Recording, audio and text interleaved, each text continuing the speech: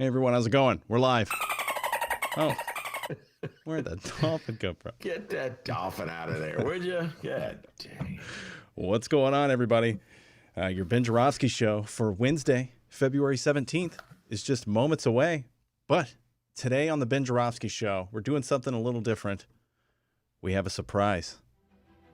A surprise guest on the Ben Joravsky show today. Yes, I just sent him an email. A Google meeting invite. Live stream chat. What is happening? We're going to find out in moments who our special guest is. Oh, can you feel the suspense, Ben? Yes. Oh, who is it? Oh, my God. A special guest will be joining us for the entire Ben Joravsky show. He's going to do the local news with us and be joining our interview with Monroe Anderson. J. Marie on the live stream chat says Frank is sleeping on his song of the day request. Oh, no, J. Marie, he is not. All right. I sent him the email. We'll wait for him to respond to that and jump on. But today's Ben Joravsky show for Wednesday, February 17th, is brought to you by SCIU Healthcare, Illinois, Indiana. The Chicago Federation of Labor are sponsors as well. And the Chicago Reader. ChicagoReader.com. Go check it out, everybody. Fantastic publication. They got a new book. Ben has a book coming out, his greatest hits book. It's going to be coming out very, very shortly. For more information on that, chicagoreader.com/Joravsky, J-O-R-A-V as in victory, S-K-Y. You can also become a Ben head. That's right. Do you like listening to this program? Do you want to help this program? Well, become a Ben head. Find out more, chicagoreader.com/Joravsky. Ben, spell that last name. J-O-R-A-V as in victory, S-K-Y. All right. Our special guest is here. Oh my God, I can feel the suspension. Are you there, special guest? Roll Tide. How are you two? There you go. It's Frank. The special guest. We said actually this we said we were going to do this about 2 weeks ago. So Frank, welcome to the virtual show. Frank actually did a show with us once before in the studio, long ago when we were in the studio. I know, that was a long time ago. Pre-COVID. Yes, pre-COVID. Yeah. All right, Frank. Right. You opened up. It was right after the Iowa caucus, and Andrew Yang was basically closing up shop. You know, I do not remember the exact, but I remember who the guests were that day for 10 trivia points. Jeanette Taylor and SDG and Romano. Right. Wow. I got to give her credit. SDG was in the studio with JT, Jeanette Taylor. Mm-hmm. All right, Frank, the song of the day live. And by the way, I did a pre-show prep with Frank and I did not get the song of the day. So I'm hearing it for the first time. Let's hope I get it right. Mr. Tambourine Man by Bob Dylan. Oh, the Bob Dylan version, not the Birds version. Okay, very good. There's another version of that song? Yes, Bobby D wrote it, and the Birds took it into a hit. But it doesn't matter because you could not tell the difference. Like if I said, "Oh, this is the Birds version," it would sound no differently than the Bobby D version. Here we go. Hey, Mr. Tambourine Man, play a song for me. I'm not sleepy. And there is no place I'm going to. Oh, wow. Frank, you got to see it. You got to see the song of the day. How was that? Was Bob Dylan in the room? Bob Dylan has left the room, ladies and gentlemen. Bob Dylan has left the room. Now it's just me on guitar. Your Ben Joravsky show with special guest Frank starts now.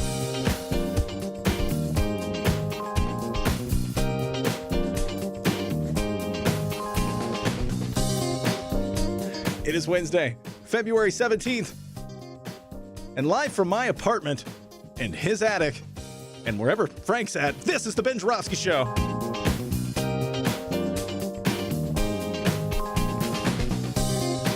Today on the program, legendary Chicago journalist, Monroe Anderson.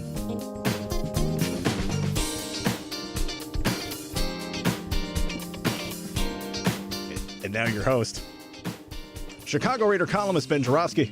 Yeah, hello everybody, Ben Joravsky here. We're calling this Cheesehead Joe Wednesday, and here's why. President Biden went to Wisconsin yesterday, put on his Packer shirt, one of those big cheesehead things like Packer fans wear in their heads, and he held a town hall meeting in Milwaukee. CNN covered it. Hey everybody, I'm Anderson Cooper. No, Okay, I didn't see him with a Cheesehead hat on. I saw the thing. I got a little carried away. All right, clarification, ladies and gentlemen. This is not Fox TV. If we make a mistake, we immediately correct it. All right, he really wasn't wearing a Packers shirt or a Cheesehead thing. Anyway. I'll edit that out. All right, yeah, we'll edit that out of the podcast. He picked Wisconsin for the obvious reason. It's a swing state. He's already thinking strategically, ladies and gentlemen. Got to give him credit for that. Hillary lost in 2016 to Donald Trump. Joe Biden barely won it this time around. And Wisconsin has come to symbolize the independent could go one way or the other vote in America, the quintessential swing vote in suburban Milwaukee that Barack Obama was always worried about. So yes, smart politics, Joe. He was very much the anti-Trump. If he'd been Trump, he'd been bragging about beating COVID, even though COVID hadn't been beat. He'd been bragging about winning the Senate, even though he hadn't won the Senate, and bragging about winning the Super Bowl, even though he had nothing to do with the Super Bowl. Instead, Joe was humble and modest and self-effacing. He said he still can't get used to having a butler rush forward to meet his every need, put on his coat, wasn't raised to expect such regal treatment. And then he gave a Clintonian performance of listening to the people and their needs, responding with sympathy, like he really cared and was really listening. And he made promises like he's going to get enough vaccine out to open up the schools in the next 100 days, which sort of contradicted what he'd been saying the day before. So they immediately had to issue some kind of clarification. Let's face it, folks, the vaccine rollout is absolutely horrendous. Apparently, beyond the power of the president, drug companies got to make their money. Where's Bernie when we need him? Anyway, near the end, there was a moment that was positively daily, as in Richard M., the mayor you love, Chicago. It came when one Wisconian, or whatever they call them, Wisconsinite. Frank, what do they call him? I don't know. I think Wisconsinites. Isn't that cool? He's right there. Cheesehead. Let's just call them cheeseheads. It came when one cheesehead expressed frustration about being unable to get vaccinated, and President Biden said, "Stick around. I'll see what I can do after the show is over." Well, that's a horrible Biden impression. That's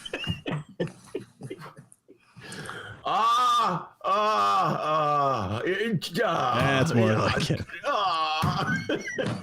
That's more like it. I had the feeling that President Joe was going to whip out a vial of vaccine, have that person roll up her sleeve, and just shoot her right there in the arm on TV. While Anderson Cooper like, oh my goodness, wow. Classic Mayor Daley. Okay, Mayor Daley never vaccinated anybody. That I know of anyway. But he used to hold these annual budget hearings across the city. It was command performance for his entire cabinet, the heads of streets and sands and fires and legal and cops and the school. All these commissioners and CEOs were lined up on the stage next to Daley, and they pretended like they cared when the little people of Chicago came before. They had these microphones, came before the microphones and would tell the great mayor their complaint. And Daley would listen and nod his head. And then, like if a black club leader were complaining about gangs loitering in a street corner, he'd bark out an order to a police superintendent, and an aide from the mayor's office would scramble over to take the person's information to let everyone know that the mayor cared, really cared. One time, a man complained about a massive pothole in the street, and the mayor said, "Streets and Sands, do something about that." And Streets and Sands commissioner sent over an aide, and the aide took down the info. "Where's the pothole? We'll take care of it." And within a few days, a city crew came to fill the pothole. Only get this. At next year's hearing, the same guy showed up to say, "Hey, that pothole you filled, it's overflowed. It's not a pot mountain in the middle of the street." I had to laugh. I always thought it was some guy in Streets and Sanitation's passive-aggressive way of letting that fellow know he didn't really appreciate getting called out in front of the mayor. Pot Mountain sounds like a Cheech and Chong movie, by the way. I know, Pot Mountain. Well, one of their bets, as they've said in numerous interviews, they're hippie burlesque. Hippie burlesque, Cheech and Chong. Didn't know that. Anyway. That's what both Tommy Chong and Cheech said in interviews in like the past years when they were going on the Reunited tour. They went on a Reunited tour? Yeah, I missed that. Back in like 2008 or 9 or 10, they went on a tour coming back together called the Light 'em Up Tour. I missed that. I'm a huge fan. Anyway, Daley is not a bad politician to emulate, ladies and gentlemen. I never voted for him, but I'm just some lefty and an addict. He got elected 6 times mayor of the city of Chicago. He'd probably still be getting elected if hadn't stepped down. And if we see Joe Biden driving a snowplow through the streets of Milwaukee, we'll know he really took a page from Mayor Daley. We got a great show today, everybody. Not only is Frank here, we got the legendary Monroe Anderson coming on talking politics. God, they'll be talking about that lawsuit I'm really fascinated with that Congressman Thompson filed against Rudy Giuliani and Donnie Trump and the Proud Boys. Going to take them all down.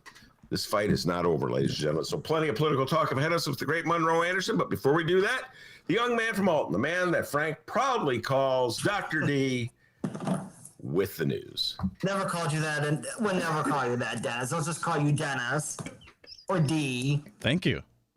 You're welcome. Frank, man, you want to come on every day? That was awesome. You're welcome. Yes.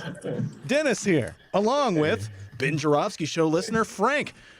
Frank, anything you'd like to say to the live stream chat that's listening right now? Now, Daily, you are on that live stream chat. Doing? Oh, how's it going, everybody? They're all I'm just happy to be back on. That's all. They're all upset now. There's like, okay, so wait, Frank gets to pick the song of the day and be on the show? What the hell? Well. You may have to pass over your song of the day rights to maybe a live stream chat listener. You know what I mean? Just to be fair. All right, that's fine. Hey, I'm easygoing. No, the reason why I appreciate Frank song of the day, I told him this already. He makes a special effort to go back in time. He knows my era. Let's say 1979 was sort of the end of it. And I don't really know any songs after that. So I always appreciate that. Like Mr. Tambourine Man, I think it's from 1963. And I tell you, Song of the Day has really grown into its own little segment because it was a way for us to check if the YouTube live streamers could hear us. But then we found, if you just fall directly on your face right in the beginning of the program, you can only go up from there. You know what I mean? So it's just been a nice little segment that we have here on the Ben Jarofsky Show. And thank you, Frank, for keeping it alive. You're welcome. All right, let's find out what's happening in Chicago and or Illinois this afternoon. We begin in Illinois. We have a brand new political ad to play for all of you today. But first, Illinois Governor J.B. Pritzker. Big problems become big problems when you let small problems sit. Today, our Democratic governor addressed the small problems currently happening with our state's financial affairs. It's Budget Address Day. It went down about an hour ago. I have a little bit of audio to play from it, and yes, it's true. Illinois has been the vaccination leader among the 10 most populous states in the country. My God, this governor still loves Illinois. Here's a bit more from J.B. Pritzker's budget address. I began working on next year's budget by taking executive action to make cuts this year that will have the least impact on services while preventing the need for additional revenue from hardworking families. Eliminating $700 million in spending in fiscal year 2021 alone. 2 months ago, I asked Republicans in the General Assembly for their proposals to close this year's budget deficit. I was met with silence. Apparently, their idea of bipartisanship ends when hard choices must be made. Oh, man. That was a good comeback, JB. Their idea of bipartisan ends when hard choices have to be made. Yes. You know what? My position on this, the Republican Party has been, in the state of Illinois, has been worthless in matters of dealing with budgets and matters of dealing with government. They elected as governor their champion, Bruce Rauner, who essentially shut down the state for 4 years in the hopes that he could get Democrats to agree to extortion to essentially eliminate collective bargaining rights for unions in the state of Illinois. We remember what happened. And now, of course, the Republicans' attitude is that why make a proposal that could get criticized or critiqued that might actually divide MAGA, might divide the Republican supporters if you don't have to. So just criticize whatever J.B. Pritzker is coming forth with. It's probably not a bad political strategy, as strategies go. But he's absolutely correct, D, when he says they've been worthless in terms of coming forth with any new kind of like idea. How are you going to pay for the programs that that you want, or are you going to cut? What programs are you going to cut? And by the way, D, I know that the first part about the vaccines is that I'm like, if Illinois is one of the top states for vaccines in the country, it really is pathetic, because good God, every night. Every night and every morning, my wife is on the freaking phone or on the computer trying to get a appointment for the vaccine. It's kind of a joke right now. Then we like talk to friends. I'm like, yeah, I got it. They all have like this inside track how they got it. So if Illinois is one of the better ones, I feel sorry for folks who like live in New Jersey or Montana or Texas, someplace. All right. So, yeah, that's J.B. Pritzker's budget address. He just gave it about an hour ago. But we're going to stop it right there, because this is not my first time covering state budget addresses in audio form. And I've learned the hard way. You can't cover a state budget address as soon as it happens. No. You wait until the next day when everyone else in Illinois media has already covered it, and then we swoop in and poke fun about what they wrote. I'm looking at you, Chicago Tribune. Is being, from what I read today, is basically being bought by some type of company. I forgot what it was. They're being consumed by a hedge fund firm, Alden Hedge Fund. Yeah, it's basically the Tribune's going to go bye-bye, basically. Yeah. Well, let's hope not. Well, basically, the good part of it is John Cass will be out of a job. Yeah, that's an interesting thought, Frank. I hadn't thought of it that way. But then, what would I do for jokes and one-liners about my good friend Johnny Cass, not Cash, of the Chicago Tribune? By the way, I just urge everybody to check out the interview we did with Gregory Pratt, who is the head of the union at the Chicago Tribune, the president of the union at the Chicago Tribune. So they're openly seeking somebody else to come to their rescue and save them from Alden, which is now, I guess, if this deal goes through and it's not completely official, will mean that Alden owns 100% of the Tribune. That's a sad day, ladies and gentlemen. They are terrible the way they treat their employees and terrible the way they treat their property. And it's just bad news in general from journalism industry. You know, Frank's right. I've been complaining about the Chicago Tribune, D, for like my entire adult life, but I don't want them to go out of business. Oh my God. First of all, I would, as I was saying to Frank, I would lose all this material that I complain about, but also there's a lot of really good journalists, many of whom come on the show. And so I don't want them to lose their job. Come on, there's got to be some rich guy in Chicago or rich woman in Chicago who wants to own a newspaper. Let's make sure they're a lefty rich person, not something like a Ricketts. Wow. And apparently, we can also scratch Todd Ricketts for running for governor, because he's now going to be something with the RNC finance or something or another. We're getting ahead of ourselves there. We have a big governor's discussion coming up. D, take it away. All right. Yeah, we do have one more Pritzker story that we need to talk about. And today we add another one to the list of Illinois Republicans looking to kick our Democratic governor out of office, give him a run for all of his money. It's a lot of money, and become the next governor of Illinois in 2022. Paul Schimpf is his name. I think I pronounced that right. He's a former state senator, and the Chicago Sun-Times and Jerry Nowicki has the story. A veteran of the Marine Corps who spent 4 years in the state Senate and made an unsuccessful Republican bid for Attorney General, kicked off his campaign for governor on Monday, portraying himself as someone who better understands the struggles that the people of Illinois face.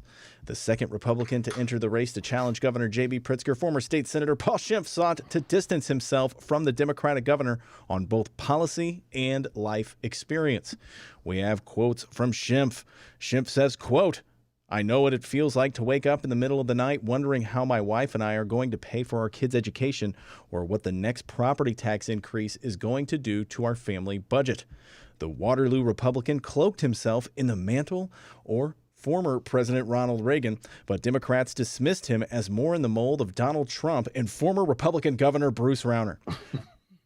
Schimpf made his announcement via video conference, beginning a day of traveling the state with planned stops in Algonquin, Rock Island, and Morris on Monday, and Decatur, Morris, and his southern Illinois hometown of Waterloo on Tuesday. One more quote here from Schimpf. Detlef Shrimp. All right. He says, quote, "My vision for Illinois involves a return to responsible government, safe communities, and economic growth in a free market.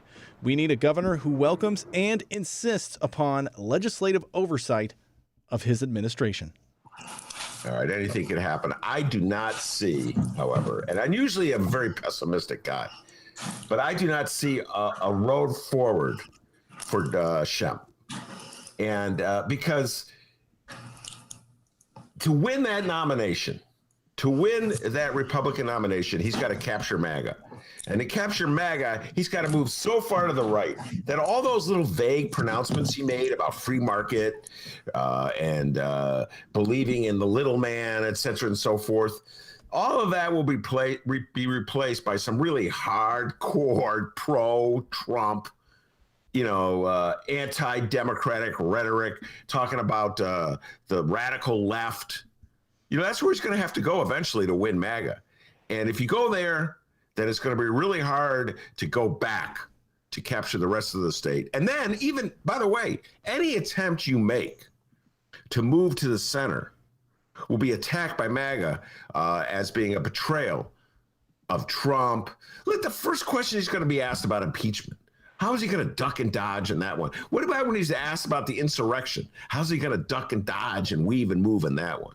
So it's going to be very difficult for any person, any Republican, to defeat Pritzker. And let's not forget, J.B. Pritzker's got a lot of money.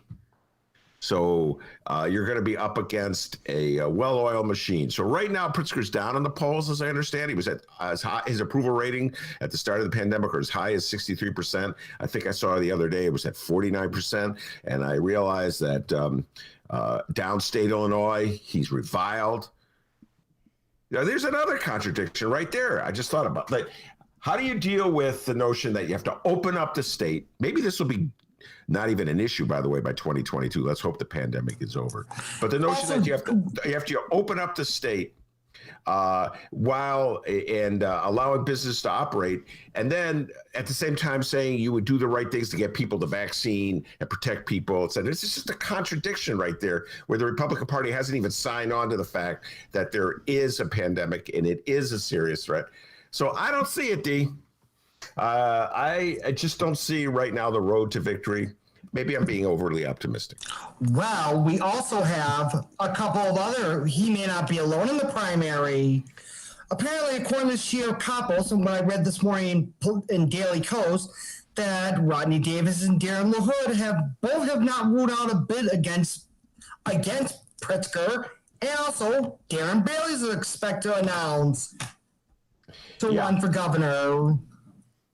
It just kind of shows you the brainwashing by right-wing media by people, that the whole hatred against this pandemic and any safety orders, because it's just people are brainwashed from Onan, Fox News. Well, now since Limbaugh died today, that's one less anti-lockdown voice.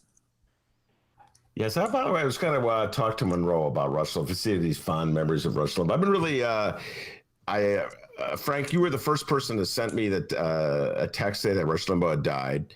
And that was followed up by about 6 or 7 or 8 or 9 others that I received. I'm just so old school in this, D. I'm just like, if you can't say nothing nice, don't say anything nice at all, school. It's just kind of how I've been trained after all these years. And so a lot of my lefty friends, really my liberal friends, are like just gloating about Rush Limbaugh. And I just, that's that old school in me. You know what I mean? It's just like, you know what? I think I'll just kind of let this moment pass. Don't feel bad. He's a terrible person. Okay. Frank's not of that way. No, he's a terrible person. And Rush Limbaugh's nickname from Michelle Obama was Michelle My Belle Obama. Like, that was some devastating zinger. And of course, a couple of years later, Paul McCartney went to the White House and actually performed that song for Michelle Obama and dedicated it to her. So basically, that was his nickname for her, Michelle My Belle Obama. Like, that was some devastating zinger there, Rush. Yeah, He's really not creative. No, I hear you, Frank. And trust me,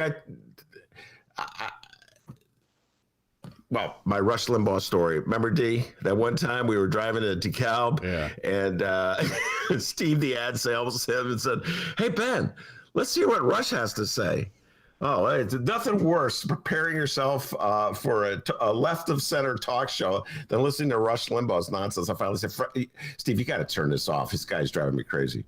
So, yeah, I hear everything you're saying. I understand that most lefties and most liberals, are not, to put it mildly, upset by the death of Rush Limbaugh. But I'm just old school that way. Just that's how I go. Anyway, many ads, many radio advertising companies have really put over in the last couple of years, like 4 years and so, have no Hannity or Rush clauses. Basically, do not put our ads on. And also, basically, I forgot what place in California, what town, he was being beat by 4 non-English speaking stations, and then a college radio station was beating him in the ratings. Just goes to show you how much more powerful that college radio station had over him. And also in New York City, he was being beaten by 4 non-English speaking stations in the ratings. By the way, I would those advertisers that pulled their spots from Rush Limbaugh show, you're more than welcome to join our show. Go ahead, D. All right, everybody. So, Paul Schimpf, you're on the list.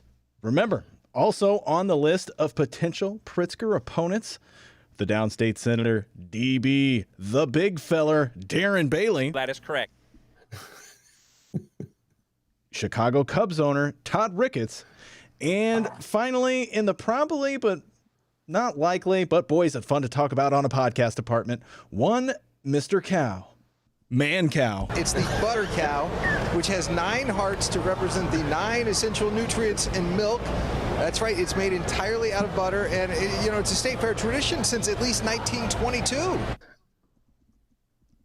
Yeah, D, I think we're the only show that's still talking about Mr. Cow, about his Republican. Good. All the content for us. We want it all. We want all that hot man cow content. All right. So, Frank, we're now going to go to you. Okay. All right. We asked you before the show here.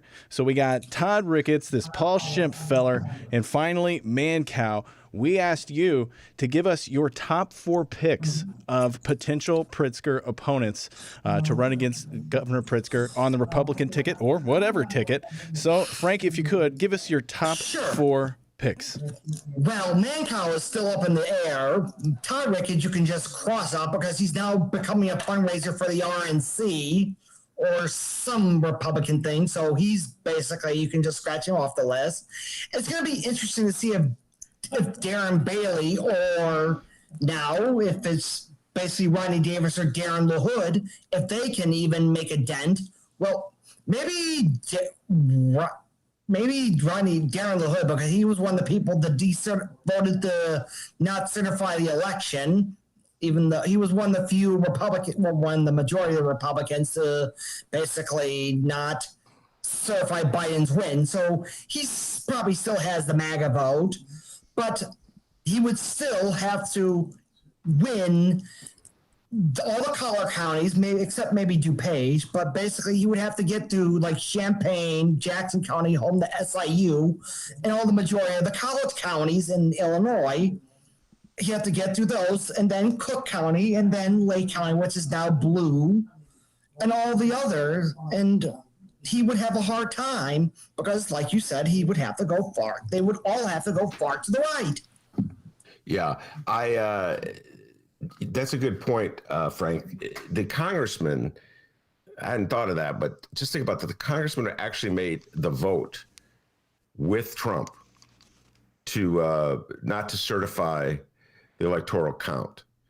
Those congressmen, I just don't think are electable in the state of Illinois. Remember, the state of Illinois, I forget, was like 53% for Biden, something like that. It's been Democratic state and presidential elections ever since 1988 with George Bush. I think Bush was the last Republican. Gary Bush the first was the last Republican to carry Illinois, just like he was the last Republican to carry California. So I don't see how any congressman who voted with Trump on that certification vote has a path forward to be elected statewide. Now, listen, it's a year down the road. A lot can change, but I don't think that much will change. I think that Donald Trump will be a presence in the Republican Party. Till then, there will be that fight within the Republican Party where the MAGA supporters will be going after anyone like Adam Kinzinger who dares to speak out against Trump. And so that'll very much be a factor in Republican Party politics, so that it will be really difficult for a Rodney Davis or a Darren LaHood to move away from that pro-Trump congressional vote. And J.B. Pritzker, as I said before, has the resources to air commercials from sunrise to sundown. He can do it any time of day, no matter what. He even can do it during the overnight hours. Yes, and really put the spotlight on that vote. So, listen, I may not feel like it's the right time to say nasty things about Rush Limbaugh right now, although I'm feeling tempted by all the texts I've been getting here in the last half hour. But I have no such reservations when it comes to taking complete joy and satisfaction out of the divisions within the Republican Party, because Republicans, you brought this on yourself. You turn your party over to Donald Trump and his grifters, and now you're stuck with it. We're going to be talking with Monroe about this, of course, later on, because he takes great delight in it. And then, by the way, there's just the criminal matters of Donald Trump, the criminal proceedings will be going forth. Investigations into Trump, investigations into the phone call he made to Georgia, further investigations to whatever ties, contacts he had with the insurrectionists. There'll be investigations in New York City about his taxes, the case, the E. Jean Carroll defamation case having to do with her allegations of rape. None of this is going anywhere. We're just simply moving it to a new venue. We're moving it out of the Senate, moving into the courts. And so any Republican who runs statewide is going to have to deal with that. And you're going to watch, I'll tell you what, you're going to watch once the election is, once the primary is over and they've won, they've secured the nomination and the Republican candidate has to move to the center, you're going to watch so much ducking and dodging and weaving and bobbing on the part of Republican candidates.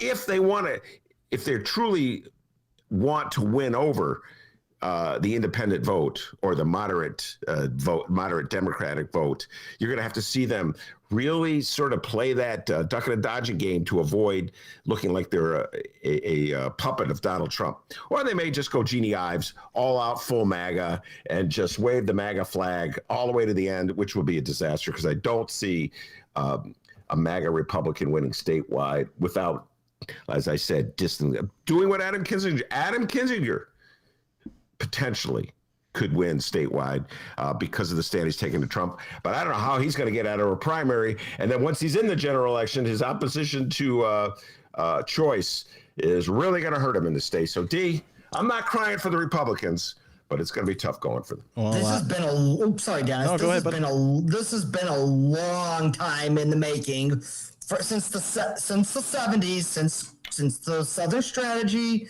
That was so Nixon started to sow the seeds, and then it was really started to put on steroids under Ronald Reagan. Whereas, as we know, Ronald Reagan started his campaign after the RNC in 1980 in Philadelphia, Mississippi, which was home to a bunch of, a slain civil rights worker.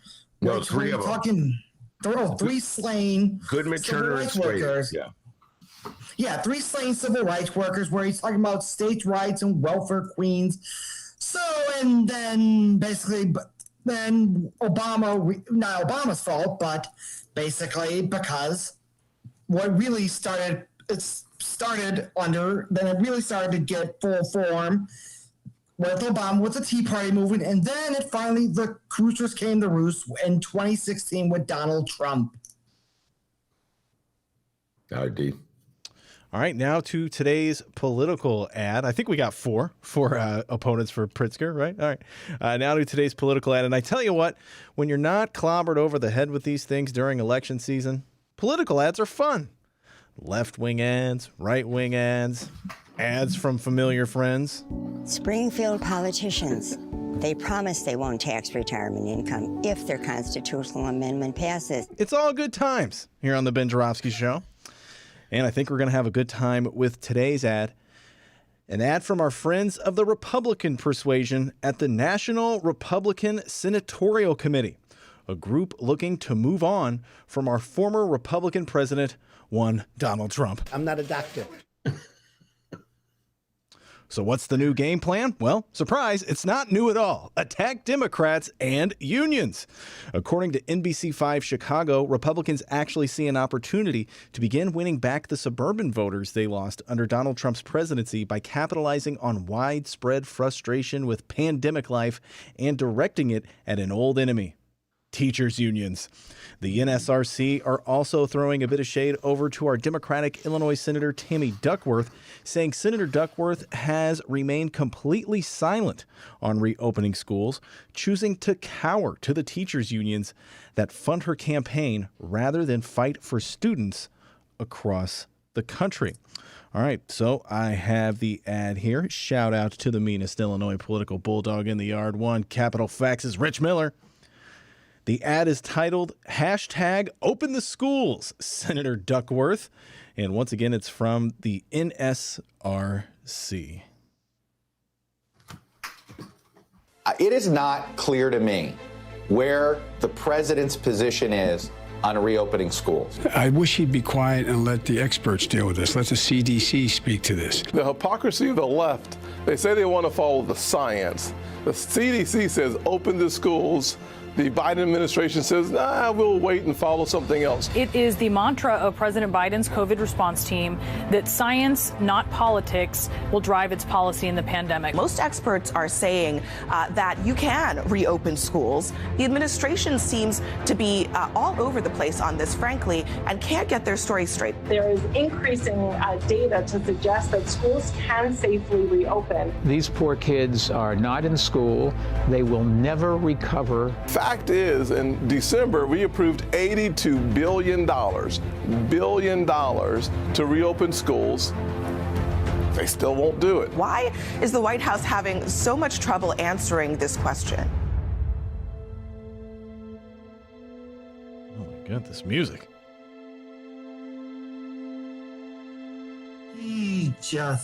Of course, they use somebody who's not even have ties to Illinois in their attack ad. By the way, so I did not literally see that attack ad. I just heard it. So who Dennis were the speakers on that attack ad? Tim Scott was one of them. Is that correct? Okay. All right. Here's the deal. This, by the way, seems to be a tactic. First time I ever heard this ad. This seems to be out of the Lori Lightfoot playbook. This is Mayor Lightfoot's playbook. We talked about this at length yesterday. Probably talking about it a little more in the segment, in the local news segment. But Mayor Lori Lightfoot, this is what she did in her New York Times interview, where she tried to identify the teachers union as the opposition and the opponent to opening up the schools, and tried to link herself with frustrated parents who were just so upset because their kids were still at home. And the reality is this, particularly in the city of Chicago, the reality is that many of the parents aren't even sure they want to send their kids back to public school. And in the middle of a pandemic, even if you do open the schools up, if there's another outbreak of the virus in a school, you're gonna have to close the school anyway. So if you are going to, quote unquote, follow the science or follow the healthcare needs, it's by no means a smooth road. And what the Republican Party has been trying to do for the last, 6 months or so, is try to figure out a way to use the pandemic against the Democrats. And it's very difficult to do when Donald Trump was the president, because Donald Trump had a hard time just even agreeing that the pandemic was real. He got the virus. I take it, did you see that New York Times article? How he was sicker than... Yeah, he was sicker than anybody ever realized, that he was very close to being on a ventilator. And his response after he got the illness was to say, I've conquered it. I don't have to worry about it anymore. And he would have all these rallies, these super spreader events. And so the Republican Party, like their essential message on this is that it's not even real. So now they're trying to flip-flop and look for a way to build some traction in areas where there's a swing vote, perhaps. And so that's clearly what they're trying to do. Try to win over some suburban voters who are frustrated because their kids can't go to school. Dee, I don't know if this is going to work. Again, as I said earlier, in regards to Pritzker, I'm hoping by 2022, the pandemic, the great fears of the pandemic will pass, because I'm hoping by then the vaccine will be out. But again, I don't know who could beat Tammy Duckworth statewide as a Republican, because it's the same old problems that you faced regarding Pritzker, only probably worse, because whoever goes to Washington, will have to deal directly with the pro-Trump factions in Congress and in the Senate. So I really don't know how this is going to help them in any meaningful way. And I'm just trying to think, like, I guess Adam Kinzinger, he would be, when we had Heidi Henry on the show and Murray Briel on the show a couple of weeks ago, the Harlem Mamas, they were predicting, well, he would be a strong Senate candidate, or at least he's thinking of running. That, in their opinion, that's what he really wants to do, is run for Senate. So he could probably be the Republican best positioned to give her a strong run for the money. But I'm not sure running on the pandemic is going to help him, because Trump has made a disaster of it, and the Republican Party has as well. Again, he would have to get past the primary. That's the problem. Like, basically, he would have to get past the primary. He would have to get past all the MAGA vote, because now Trump basically owns the GOP. And apparently, from what I've heard, that Don Jr. and she's that what's her face, Kimberly Guilfoyle, are his girlfriend or fiance now, basically are trying to take over the RNC. And it's just funny how basically all these state Republican parties are censoring their GOP senators, like Pennsylvania, Arizona. The Arizona chair of the GOP is a nutcase. She's a conspiracy theorist. It's like she's one of those chemtrail people. Yeah, no, I hear you, Frank. I hear you. The Republican also, Party. let's see who's going to be the Illinois chair of the GOP. Yeah, no, I hear you. Like I said before, the split in the Republican Party is one that's. I'm not gonna hide it, folks. I'm gonna take a little pleasure out of it, because they brought it on themselves. It's baggage that they're gonna be carrying for the next year going into the midterms. And the conventional wisdom is always that the party that's not in the White House prevails in the midterms. I'm hoping, talking about this in future episodes, of course, for the next few weeks with activists and operatives of the Democratic Party. But it seems to me, I'm hoping that they learned a lesson from Barack Obama 2010. They're not going to go to sleep. And it sure seems like the Democratic Party is on its toes much more than they were 2009, 2010, where they were just so enamored with Barack Obama, they went to sleep. So those things together, I'm hoping that the Democratic Party can just beat back that trend. But it's going to be difficult. It's very difficult, as Frank was saying, for the Republicans to bridge these divides in their party. All right, let's move on to the news in the city of Chicago. Chicago Mayor Lori Lightfoot. I won't just turn the car around. I'm going to shut it off. I'm going to kick you out, and I'm going to make you walk home.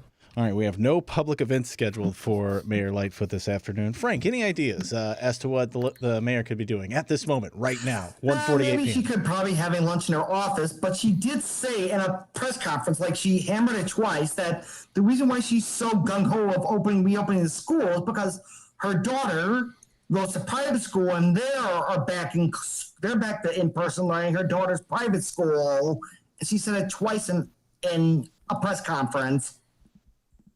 Because her daughter's private school is back in person, which also we don't know what this. Also, what begs to differ. Do we even know if her daughter's school, what kind of outbreaks they had, or whatever?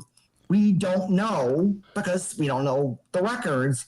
Well, my guess was shoveling, but yeah, you're a much smarter man than I. Just shoveling, you know what I mean? Lightfoot shoveling her snow right now. A lot of snow out there, you know what I'm saying? She probably has one of her security details doing it for her. All right, but hey, so, we keep talking about it and it just won't go away. And, we really like talking about it. So, hey, let's just keep talking about it again. That New York Times piece on Sunday with Chicago Mayor Lori Lightfoot. And how about that piece from Neil Steinberg, Ben? Yes, Neil Steinberg, columnist for the Chicago Sun-Times, also has a daily blog. I think it's called Every Damn Day. It's a pretty good blog. Really lets us freak flag fly. Every goddamn day, actually. Oh, my bad. Sorry, Neil. And he lets his freak flag fly in his personal blog. I mean, his fists will be flying in the regular in his regular column as well, but he really just does not hold back at all with his daily blog. And so we talked about this yesterday. Dee, are you going to read any of the excerpts? Do you have it in front of you? Yeah, I have it right here. All right, why don't you read some of the excerpts? All right, cool. I'll read some of this. And just saying, I don't know, maybe he's an avid Ben Joravsky Show listener. I don't know. I'm just guessing here. After reading this, you may agree, Frank.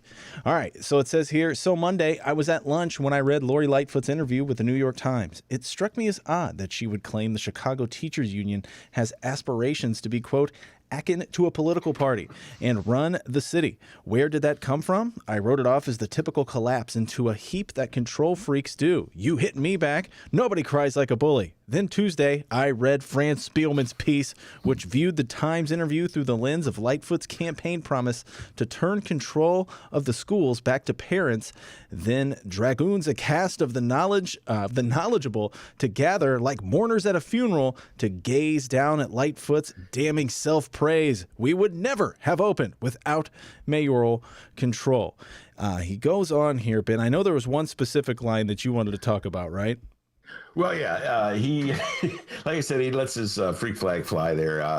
I don't have it in front of me. I'm sure you can find it. It's something about shoving, making a point and shoving it up where the sun doesn't shine with Lori Lightfoot. Here's the deal.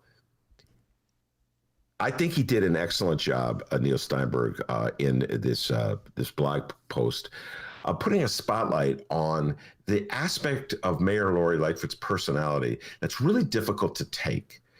She's combative. She believes in counterpunching. Sometimes she punches before the other punch, and she doesn't let grudges go. And that's what's been happening here with the Chicago Teachers Union.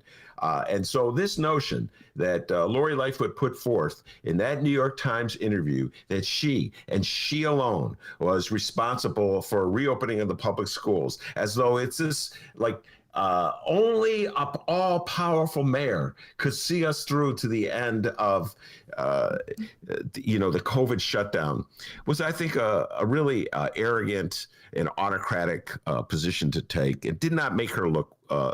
It made her look bully-like. It made her look arrogant. Need I say? It made her look like a certain Donald John Trump. And I don't think that plays well in Chicago overall. As I said yesterday, I think it's pretty popular on the north side of Chicago, which is Lori Lightfoot's political base, where there's just a lot of antipathy toward the Chicago Teachers Union. But when I saw Neil Steinberg come out with this story, Dee, then I started thinking maybe it's not playing that strongly on the north side either. Neil lives in suburban Northbrook. He's not a particular lefty. And he's anti-Trump, but he's never really shown like a tremendous support for the Chicago Teachers Union. And the fact that he had the reaction to Lori Lightfoot's proclamation showed that maybe it just wasn't playing well anywhere in the city of Chicago, except for maybe, I don't know, Lori Lightfoot's home. Yeah, I think she overreached. I think she was arrogant. I thought she was autocratic in that interview. And she kept alive this notion that somehow or other the Chicago Teachers Union is a great impediment to all that is well in the city of Chicago. And actually it shows that it dovetails with the Republican message, what the Republican Party is putting out. And the Republican Party message is that Democrats like Joe Biden, President Biden, and Senator Tammy Duckworth are prisoners, if you will, of the unions. Teachers unions, that these all-powerful teachers unions control the Democrats and are getting them to do things that are not in the good interest of the average common human being. And I think that's a very dangerous position for a Chicago mayor to be championing, because I would think that a Chicago mayor would essentially agree with the lefties in the Chicago Teachers Union that the key to breaking down the inequities between rich and poor are expanded programs, are more services in our public schools, are more teachers, or more after-school programs or weekend programs, et cetera. I wouldn't think that she would sort of be trying to position the teachers as some radical fringe group that should be ignored or cut down to size. So I don't know, when I read Neil's blog post, which I thought was very effective, very funny in some, and very, very sharp in others. Yeah, I have it here. I found that part that you're looking for here. By the way, this Steinberg, boy, he just went up a few notches in guests that we got to get on the Ben Joravsky Show. Just saying. We may need to get Steinberg on the program. All right, so here comes the piece from old Steinberg. Don't believe. Oh, wait, hold on, I hit the wrong one.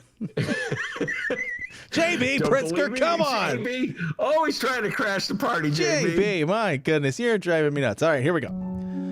I'm sure Lightfoot never imagined that Fran would take her interview and use it as clay to construct a more damning portrait, would whittle it to a sharpened point and then ram it so far up her ass. Oh my, it came out of the top of her head. Well, you are not seeing this in the Sun Times. Of course, in a dignified, understated, professional manner. But if you read the two pieces, as I suggest you do if you haven't already, they're a masterclass in why reporters cover beats. Note the credulous, do tell us, Madam Mayor tone of Gotham's Gray Lady, then Fran's burning of mayoral hubris down to the waterline. Oh, this guy's a writer. Yes, he is. He's a very good writer. Neil Steinberg's excellent columnist. But D, that's where I think it was almost like it was inside your brain. Remember how we did that bit? Where I would wake up in the morning and open up my paper and see that Eric Zorn wrote about exactly, or Rex Hupke wrote about exactly what I was going to say on the show or write about for the show. And I would had that whole bit about how in the morning they snuck in my brain and then Eric left the Cheetos bag. Damn you, Eric Zorn, leaving that Cheetos bag in my brain. Well, D, I think Neil Steinberg may have been in your brain last night, and that explains the donut. That does explain the donut. You know, maybe Steinberg's a Dr. D fan. Hey, who knows? Next weekend we may hear that he's going skiing. Yeah, he's going skiing with Dr. D up in Michigan. I love these slopes on the Bunny Hill. But no, but Dennis yesterday had the same reaction, Neil Steinberg. And he led off the show, but talking about how the puff piece interview in the New York Times, and then Fran, the woman Spielman, just rips her apart. Of course, you know, the heavy lifting in that column, SDG. Fran Spielman went over to Stacey Davis Gates and said, what do you think about this, Stacey Davis Gates? And then she let him have it good. So, yeah. So, Neil Steinberg, D, that may explain the coffee cup that was left in your brain. When you woke up this morning, there was a coffee cup there. A little coffee, a little cream. Oh, what's that coffee cup doing in my brain? Neil Steinberg was up there last night. He left that coffee cup. Yeah, that is the coffee. That's where that coffee cup came from. Now, I noticed you weren't like, yeah, cool, when I suggested that we get him on the show. No? Let's get him on the show. Okay. Has he ever been on the show? He's never been on the show. No, he's never been on the show. We gotta have like Romana Hussein as our Sun Times person. You know, we have Romana on every Friday. But Neil Steinberg is pretty cool. I'll reach out to Neil Steinberg. Let's try and get him on here. Go ahead, Frank. That'll be good. Also, it just goes to show you that because she's such a I mean, I don't know how Watch your language, Frank.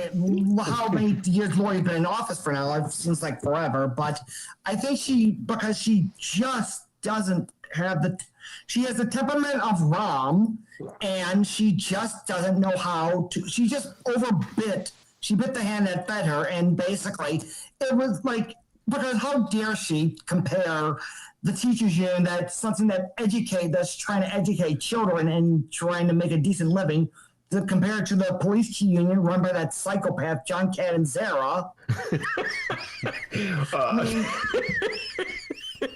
That's pretty good, Frank. You know what? That's the other thing. We talked about this with Carlos Ramirez Rosa yesterday, Alderman Rosa, and Lori Lightfoot's continuous. She's now done this like 3 or 4 times. Her attempt to sort of like show like there's two. She doesn't have a problem with unions or collective bargaining. She's not Bruce Rauner. This is she just has a problem with the Fraternal Order of Police and that union. Sometimes she doesn't even say the name of the union. That union, meaning the teachers.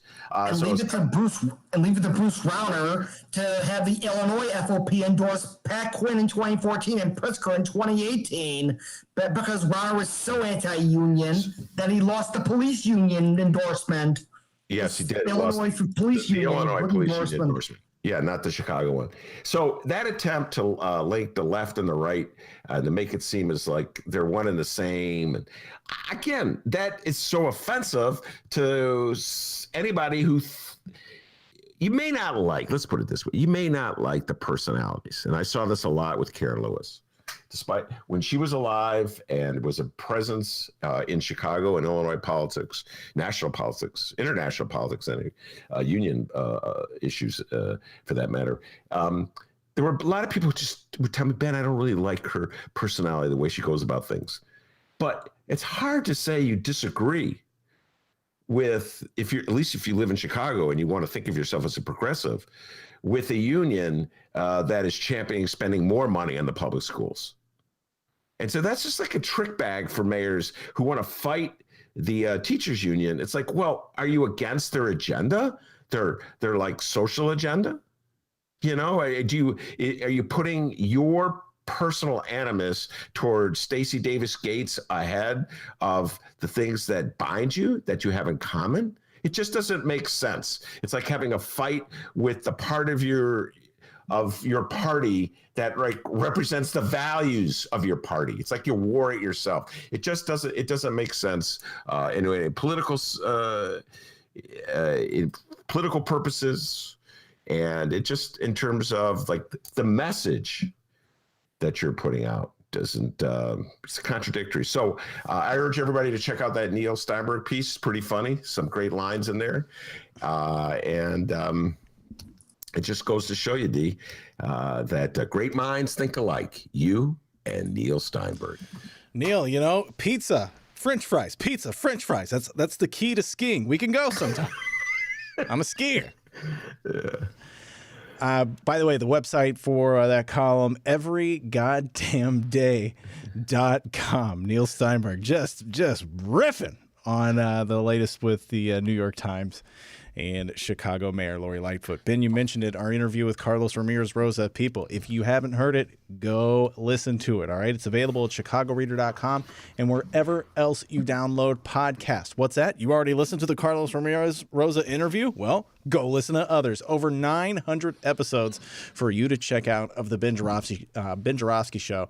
And a Ben head or not, I guarantee there's one show that you haven't heard, all right? Go listen to it. Go check it out. chicagoreader.com, wherever else you download podcasts. You can find us online at Benny J Show, BENNY, the letter J Show, on Facebook, Twitter, and Instagram. You can always send us an email, bennyjshow@gmail.com. Leave your name and where you're from if you would like us to read your message on the show. It could be a fake name. I won't know. Just a name and where you're from.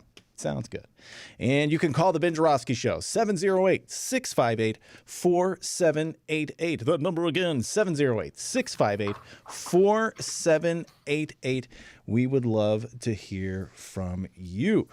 All right, we're going to take a quick break. And when we come back, the legendary Chicago journalist himself, Mr. Monroe Anderson. Frank's with us. Ben's with us. I'm with you. Don't go anywhere. It's the Ben Joravsky Show.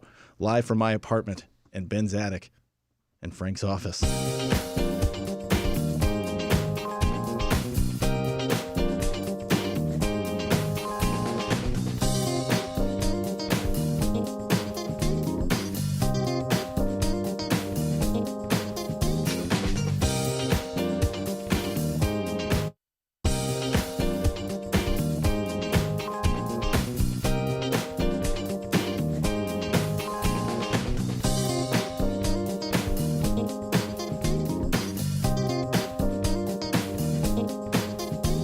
It's the butter cow.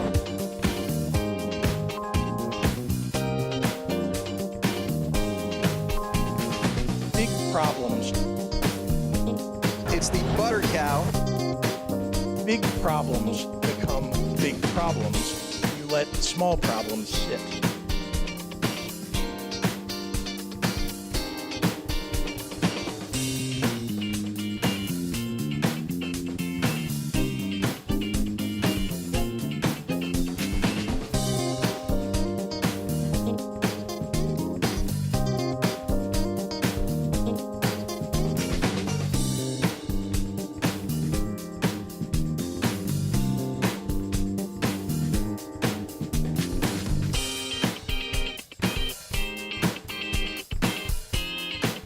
I'm not a doctor.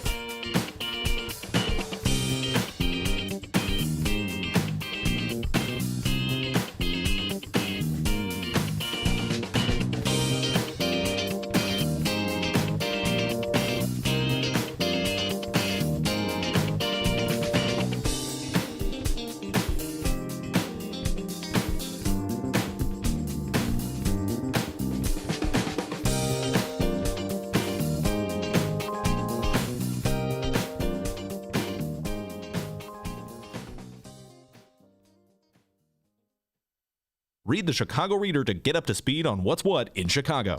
Culture, food, arts and entertainment, weekly concert listings, weekly event listings, the environment, travel. I can continue, but you get the point. And for all of you Chicago political junkies, raw weekly columns on real city politics from Maya Dukmasova and our very own Ben Joravsky. The Chicago Reader, free to the public in newsstands throughout the city and online at chicagoreader.com. Read it now and be a more informed Chicagoan. Hey, who likes coffee? Who likes cocoa? Well, if you like both of those, or one of them, join the Andersonville and Lincoln Square Ravenswood Chambers of Commerce in celebrating a first-time partnership for the Coffee and Cocoa Crossover. Curated packages are now on sale that celebrate the collective local coffee shops, cafes, and businesses in each neighborhood. Packages are themed around coffee, tea, I left tea out of that question I asked you there, and chocolate, and include at-home barista gadgets, local treats, a limited edition crossover mug, and redemption offers at participating locations. The Coffee Cocoa Crossover is part of Andersonville Hygefest this February. Purchase packages until February 18th at 12 p.m. Central Time and pick up locally February 19th or 20th. Purchase at lsr.market. That's lsr.market. The Coffee and Cocoa Crossover. Now back to the Ben Joravsky Show, live from my apartment and his attic. Every Wednesday on the Ben Joravsky Show, Monroe Anderson joins us from his home on the north side of Chicago after he's completed a Tai Chi exercise. He's looking very fit, fit as a fiddle from that Tai Chi. And he's also conveniently posted a blurb on Facebook, which I'll now read, Monroe, which will serve sort of as our cheat sheet. Will a civil lawsuit against the crime brothers, that's pretty good, the crime brothers, Trump and Giuliani, succeed where the Senate failed? I'm going to steal that line and use it, Monroe. Succeed where the Senate failed? Can the NAACP lawsuit summon justice for their prominent roles in inciting the January 6th insurrection? Isn't it fitting that they're using a post-Reconstruction KKK law as a basis for the lawsuit? Yes, I'm adding. We'll get into that in a little while. Is suing the right-wing liars claiming that the election was stolen the most effective tactic from here on out? Yes, that's me saying. Ben and I will discuss these and other post-Trump legal strategies on his show. Excellent stuff, Monroe. But before we get to the brilliant move by the NAACP, their lawyers, and Congressman Benny Thompson of Mississippi, I need to ask you, let's just talk about the impeachment failure, the inability of the Republicans in the Senate to break free of MAGA, Monroe. 7 of them did. 7 of them broke free of MAGA, but 43 were so chicken, either for their physical safety or their reelection, or both, that they voted for the insurrection. Your thoughts, Monroe Anderson, on the impeachment vote that went down this weekend? Well, approaching it from the glass is half full or the glass is half empty perspective, more Republicans voted for impeachment than ever before, where a party's president was impeached. Mm-hmm.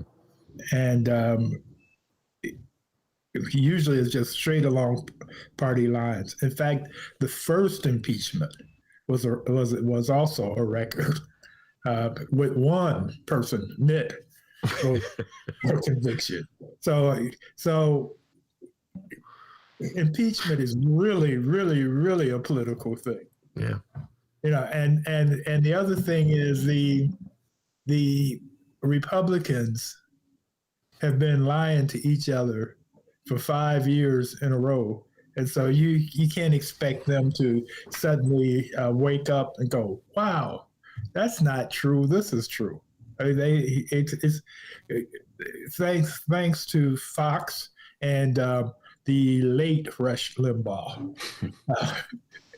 You've had this whole culture of lying among Republicans. I mean, it's amazing.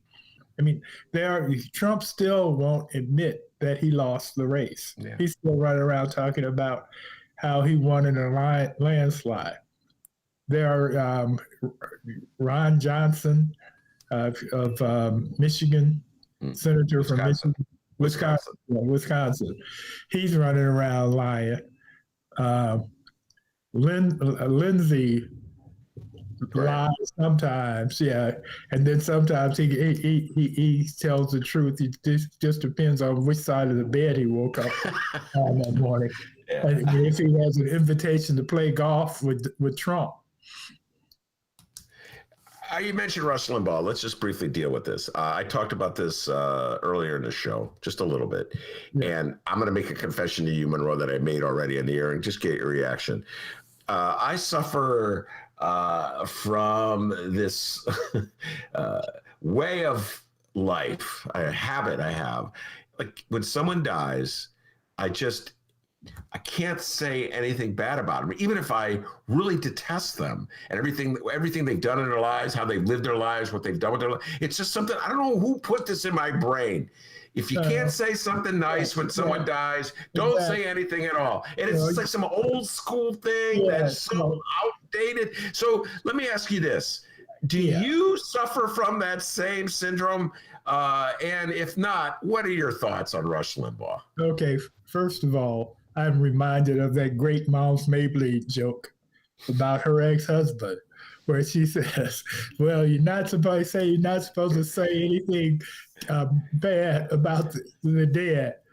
He's dead. Good.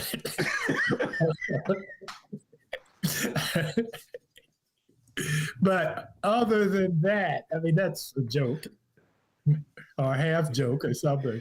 But if there had been no Rush Limbaugh, there would be no Donald Trump, as we know him.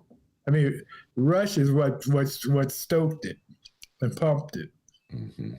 And, he had millions of viewers. I had heard about Rush Limbaugh a number of years ago because he's been doing this for 30 years or so. But I'm not a talk radio listener as such, except WCPT when you had the Ben Joravsky show. There you go. But not a minute since. Not a minute since. But anyway, what I would do when I took road trips, for example, 10 years ago, Joyce got a new gallery in Maryland. And so we would drive out to Maryland with her art that was going to be for sale. And there are spots in the American landscape where there's no soul music. Can you believe that? Right. And so I would have to resort to listening to talk radio. And so periodically I listened to Rush just to see what the enemy was hearing. And it was amazing. And when you stop and think that these truck drivers and these farmers and these, quote, middle Americans, that's what they hear all day long, salesmen who are traveling down to town. And, Rush was lying back then. I mean, I think Trump took notes on that because he's doing basically the same thing. And they were kindred brothers, spirits.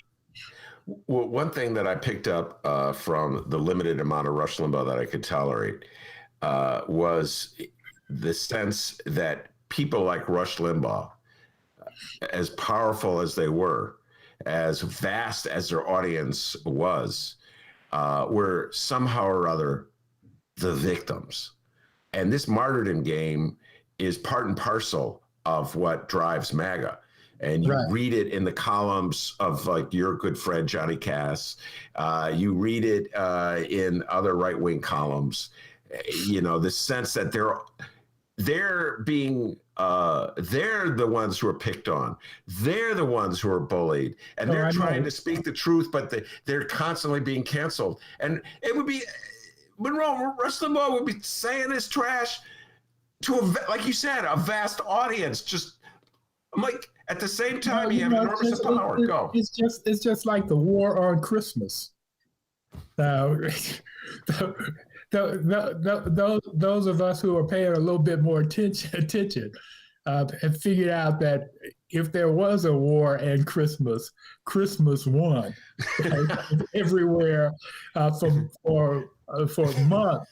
We hit the Christmas season, and now it's gotten to where it's happening right after Halloween. We have barely any time to celebrate Thanksgiving before it's Christmas.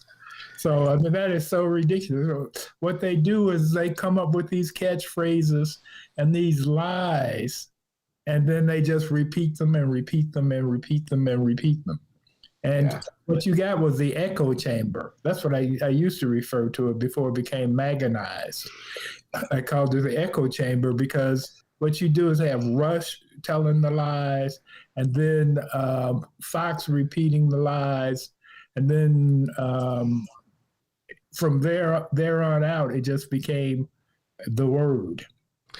All right, let's move away from Rush Limbaugh. Just talking about gives me the creeps, and let's talk about. Before we go, though, yes, this is what we have to consider. Mm-hmm. Trump doesn't have Twitter anymore. Mm-hmm. Rush is dead. Fox is not telling nearly as many lies anymore because the companies that they were lying about suing them for $1 billion or so. And so we may enter a new era where, we won't get the truth from the right, but they won't be lying as much. I think you're being overly optimistic on that last point, and I just view we're not going to discuss this, but I watch with interest the messaging going out by the right regarding the breakdown of the electric grid in Texas, and the fact that cold snap in Austin area in Texas put so many people without heat, and they're blaming it on the Green New Deal. Right. And oh boy, Greg Abbott gets on TV, Governor Abbott, and just pulls it straight out of the Rush Limbaugh playbook. it got like nothing to do with the Green New Deal. If anything, the Green New Deal would help it, but it's like they're sending a constant message out to demonize. Go ahead. No, the Green New Deal doesn't even exist. It doesn't even exist. It's like Antifa. It's something that doesn't exist. Yes. Yeah, it's a concept. And you would think from the people who believe an embryo is a baby that they would not attack a concept, something that's not even fully born yet, but they do. But no, they will be doing this, but they won't be doing it as effectively, and it will be questioned more. Yeah. And I mean, they will always be lying, because if their fingertips are moving, they're lying. So they tweet their thumbs or something. So that will happen, but it won't happen as much and as repeatedly as it had before Dear Rush died. Yeah. All right, let's move on and talk about Benny Thompson and his lawsuit, Congressman Benny Thompson. When I read that, I immediately emailed you, and I was thinking about you. I thought it was a very effective lawsuit, and that they were using a law, a coup that was designed to undercut the Ku Klux Klan, and from the 1870s, the Reconstruction era. Right, exactly. I just thought so much about it gave me something optimistic. I've been really struggling, Monroe, with the inability of the Republican Party to defy MAGA, to defy Trump, and it's very scary because as we've talked many times, the Electoral College was very close in this last election. Right. And the Senate is literally split 50-50, and the House margin for Democrats, I think, is 10. And so it's very close. Right. And I really am urging Democrats not to go to sleep. We talk about this all the time. Right. Don't pull another Obama and go to sleep. Right. You got to keep working and thinking about. The reality is the Republican Party, Republicans, is a dead party walking. I mean, they're on there, they're split right now. There are people to left of them who want a new party. There are people right of them, if you can imagine that want a new party. They're not happy with each other at all. You have Mitch and Trump in a battle of the bullies. So it's not a good time for them. All right, let's go back to that. We'll get to the Mitch versus Trump thing because I got a question for you on that. Mitch McConnell and his battle with Donald Trump and vice versa. So your thoughts about the lawsuit and what Benny Thompson and NAACP are doing in its effect. I took encouragement because it was a sign that at least some sectors of our country were just not going to roll over. Well, Trump is. Yeah, right. Go ahead. This is what you have to consider, is that Black Americans have been active in this battle since the 50s. And so, I mean, this is just our natural situation, because unlike the right, who are making up insults and disadvantages and what have you because their feelings are hurt, that they won't have as much power as they've enjoyed for 400 years or so. We have been fighting for equality and opportunities. And we're fighters by nature. I mean, this is just what you have to do if you're Black in America. And the difference now from, say, 30 years ago is we do have power. So before, you could run over us and screw us or what have you, but we have power now. Some of the judges who have ruled against Trump were Black. You have attorneys, prosecutors in Georgia, in New York, who are Black women. So it's I mean, you can be racist at your own peril now. Because and the significance of those attorneys in New York and Georgia, that they're the ones who are initiating some of the lawsuits against Donald Trump. And right. Particularly in Georgia, very interesting, the fact that they're investigating the possible, well, I mean, I don't know what else to call it, but out and out intimidation and extortion, where he calls up the Secretary of State and says, find me the votes I need to win. Right. If Trump were a Chicago Democrat, he'd be in jail by now. With your old employers at the Chicago Tribune cheering on. Right, exactly. Leading the charge. Leading the charge. Exactly. Yeah, so I hear what you're saying, and I took I don't know, it was a moment of optimism, and I really appreciate Betty Thompson, 72-year-old congressman from Mississippi, pointing out these are all civil rights. This is what you have to remember. These are all civil rights era participants. As young men, they were in the battle. And they haven't retired. And in fact, now they're seeing these different opportunities, and they realize that they have the muscles, and they're using them. And that will only continue. So, and Trump and Giuliani picked the wrong fight this time. Yeah, Trump, they were just, see, they got so used to saying anything they wanted to say, right. Monroe, no consequences whatsoever. Right. And now suddenly looks there might be consequences. Oh, there will be consequences. Maybe, unfortunately, we won't see Trump in an orange jumpsuit, I don't think, although he should be in one. But he will suffer financially. His businesses are in trouble already. But sending him to jail, which is what I want to see, and Nancy Pelosi, or to see, if you'll remember, right before last year before last, when she was hesitant about the first impeachment, they were saying, well, do you want to see Trump impeached? She said, I want to see Trump in jail. So,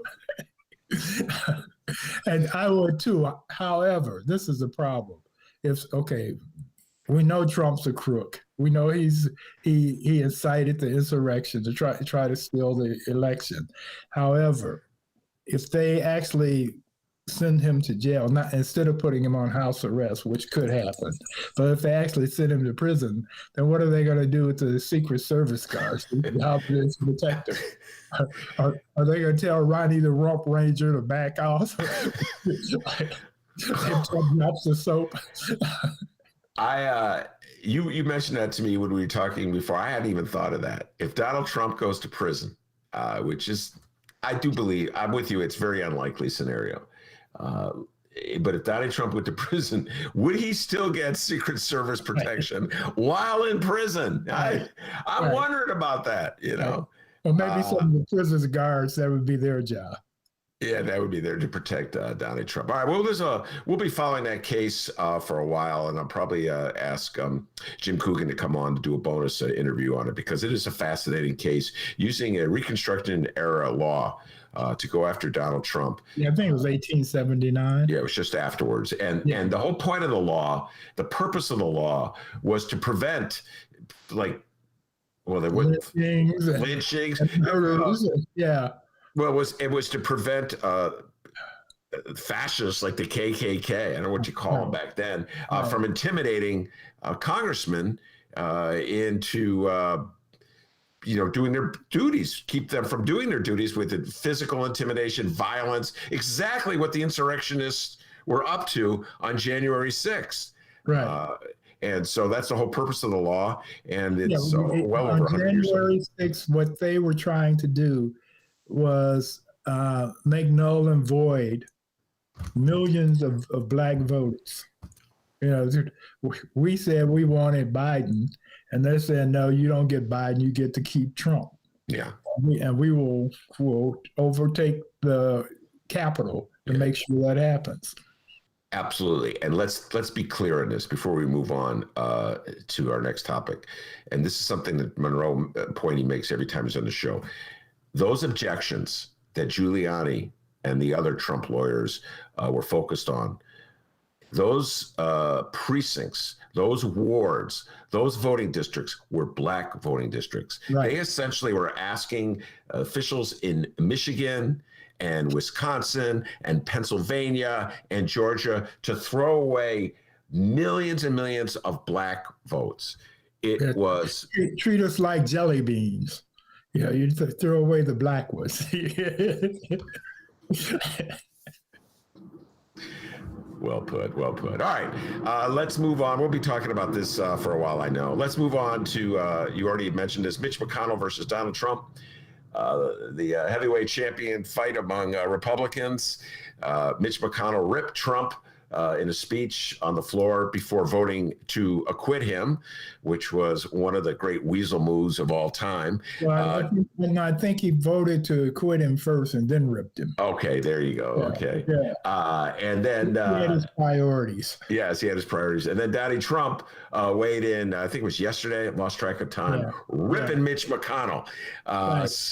A long letter he wrote because he can't tweet. So the letter was the equivalent of like 30 tweets or something, if you counted all the captions. But he talked, he had one of the things which was really interesting is that he pointed out that Mitch's wife, Elaine Cho, is it?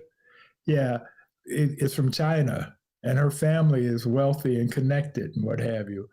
And that because of his connection with her, that he was pro-China and not for America first, and et cetera.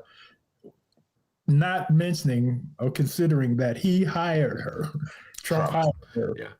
Yeah. So and she was with him up until it became obvious that Trump. No, she was in Trump's cabinet. Exactly. And she left the cabinet. We talked about this, and I was so frustrated because I was like, invoke the 22nd Amendment to boot Trump out of office. Come on, Pence, do it.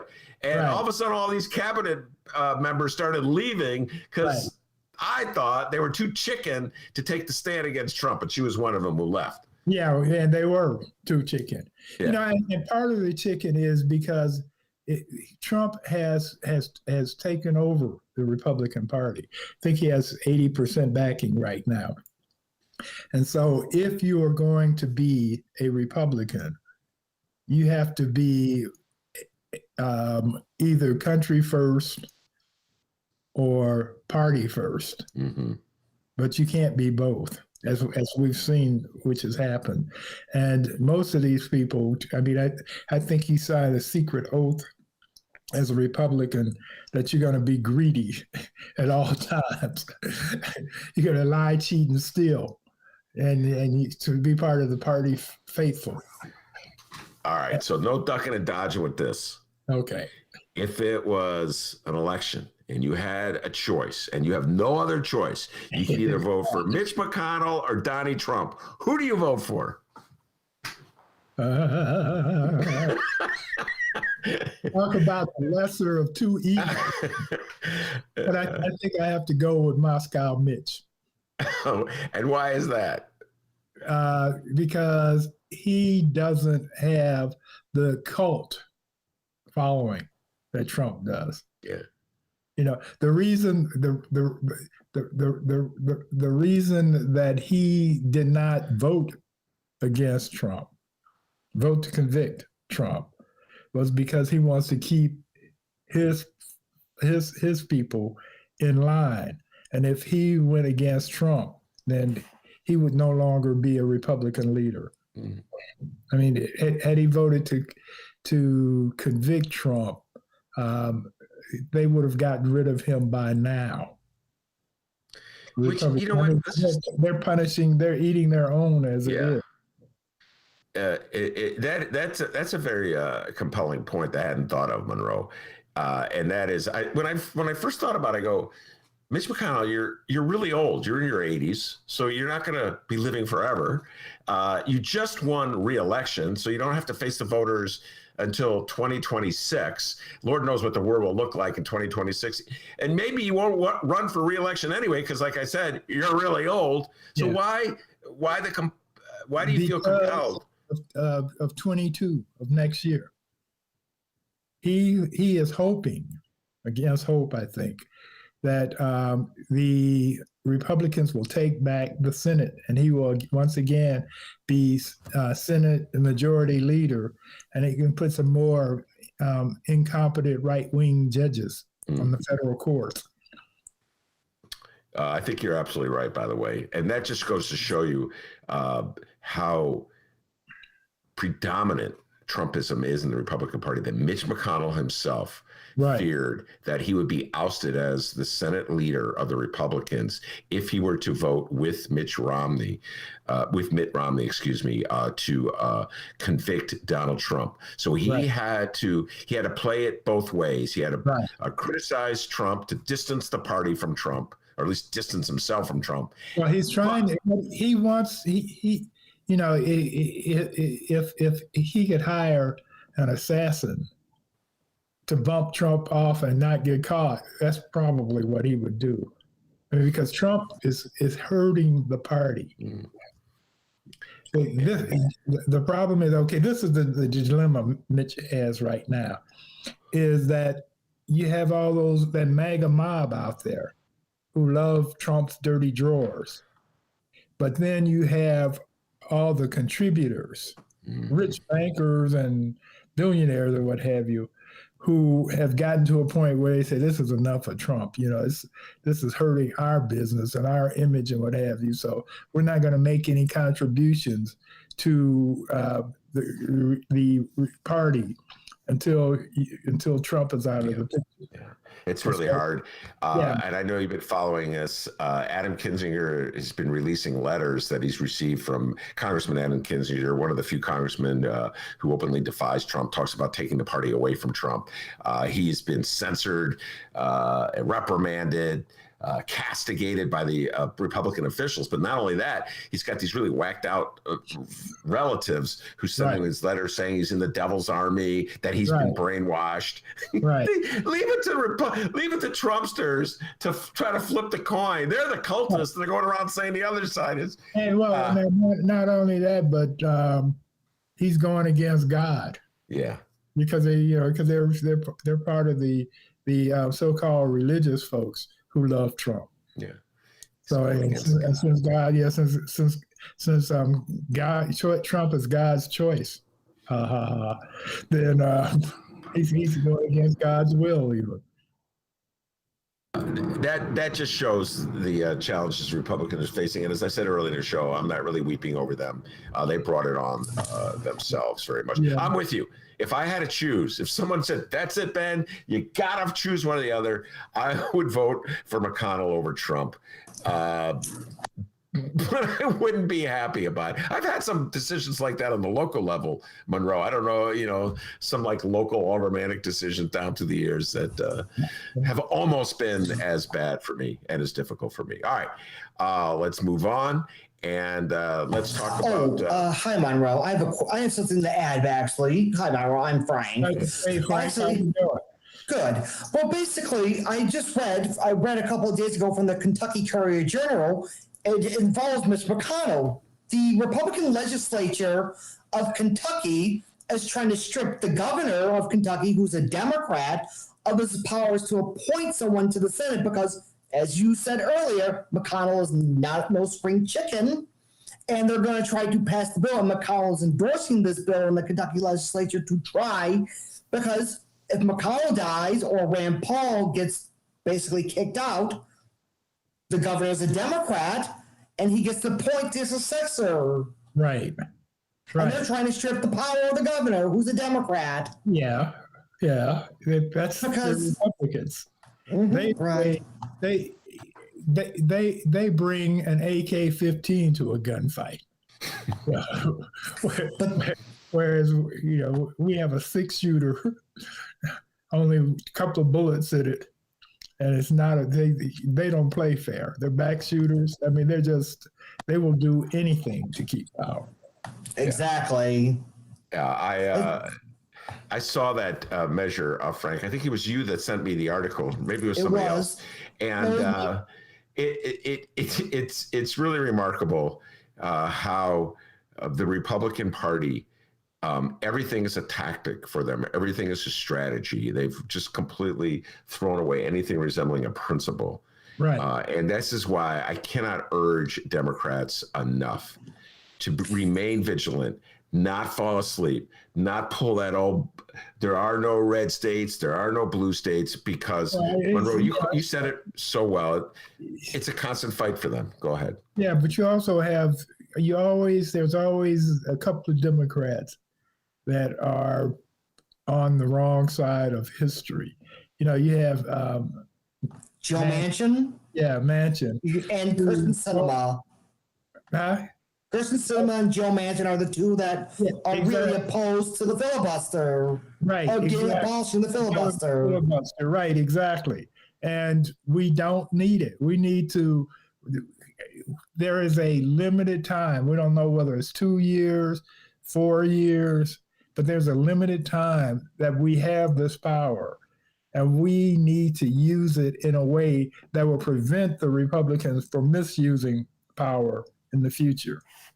Yeah, I'm with you. And I'll close it with this. I was going to ask you about the Black Panthers. I'm going to hold off until next week, have a discussion about the Black Panthers, which I really want to have with you.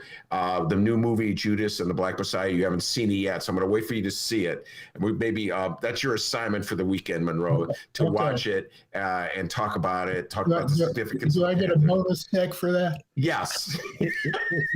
You get, overtime. You should have. Yeah, that's right. That's considered overtime. Okay, you already didn't read the article that I sent you the other day, but then you had to read it today. You had to cram for today's class by reading the article. I knew all this stuff in the article. Anyway, yeah. Right.